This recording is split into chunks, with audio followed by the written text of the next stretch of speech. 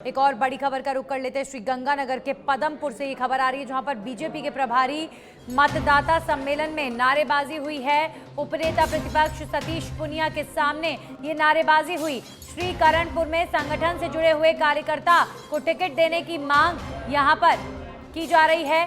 सतीश पुनिया ने कार्यकर्ताओं को अब शांत करवाया है। तो श्रीगंगानगर में पदमपुर में सतीश पुनिया पहुंचे तो उन्हें भी नारेबाजी का सामना करना पड़ा। उपनेता प्रतिपक्ष सतीश पुनिया के सामने नारेबाजी हुई। श्रीकरणपुर में संगठन से जुड़े हुए कार्यकर्ता को टिकट दिए जाने की मांग पर लोग अड़े हुए नजर आए। तस्वीरों में आप देख सकते हैं कि जो पार्टी के अंदर खाने से विरोध के सुर हैं वो लगातार नेताओं को झेलने पड़ रहे हैं। सतीश पुनिया आज श्रीगंगानगर के दौरे पर हैं और इसी दौरान श्रीकरणपुर में संगठन से जुड़े हुए कार्यकर्ता को टिकट देने की मांग उठने लगी। यहां पर कार्यकर्ताओं को शांत कराते हुए सतीश पुनिया नजर आए। तो जहां जहां पर टिकट घोषित हुए वहां वहां कई सीटों पर विवाद की स्थिति पैदा हुई। जहां पर अभी टिकट घोषित नहीं हुए हैं वहां पर अपने नेता के टिकट कटने के डर की वजह से समर्थक पहले से ही हंगामा कर रहे हैं। तो इस बार बीजेपी की जो पहली सूची आई है उसके बाद बीजेपी के अंदर जो बवाल है वो बड़ा रूप लेता हुआ नजर आ रहा है।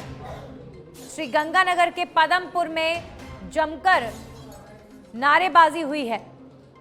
हमारे सहयोगी राजकुमार पदमपुर से हमारे साथ जुड़ गए हैं। राजकुमार, उपनेता प्रतिपक्ष सतीश पुनिया के सामने खुलकर यहां पर समर्थकों ने जो उनके नेता हैं, जो क्षेत्र के नेता हैं, उन्हें टिकट देने की मांग की गई है।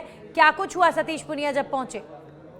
जी बिल्कुल, मैं आपको बता दूंगी पदमपुर उपखंड क्षेत्र के बीनपाला के अंदर आज नेता उप प्रतिपक्ष सतीश पुनिया जो पहुंचे थे, जो कि भाजपा के श्रीकरणपुर विधानसभा के अंदर प्रभावी मतदाता कार्यक्रम जो संगठन से जुड़ा कार्यक्रम था उसका आयोजन किया जा रहा था। और वहां पर जैसे ही सतीश पुनिया पहुंचे उसके बाद करणपुर विधानसभा के जो बीजेपी के जो कार्यकर्ता थे वो यही मांग कर रहे थे उनके समक्ष की जैसे कि चर्चा चल रही है कि करणपुर विधानसभा से भी भाजपा किसी अन्य जो उम्मीदवार है उसको उतार सकती है चुनाव मैदान में। जैसे ही प्रदेश के अंदर पहले भी 41 नाम सामने आए थे और कई जगह पर विरोध हुआ था, तो उसके बाद पदमपुर में भी अब इस तरह की जैसे ही चर्चाएं चली हैं तो सतीश पुनिया के समक्ष जो कार्यकर्ता थे, बीजेपी संगठन से जुड़े हुए जो भी कार्यकर्ता थे, वो यही मांग कर रहे थे कि पार्टी संगठन से जुड़े हुए किसी भी कार्यकर्ता को यहाँ करणपुर विधानसभा से टिकट दी, अगर अन्य किसी को टिकट दी तो उसका विरोध किया जाएगा। इसी बात को लेकर वहां पर आक्रोश है वो देखने को मिला है। और दूसरी तरफ मैं आपको बता दूं कि जिस नाम की चर्चा चल रही है वो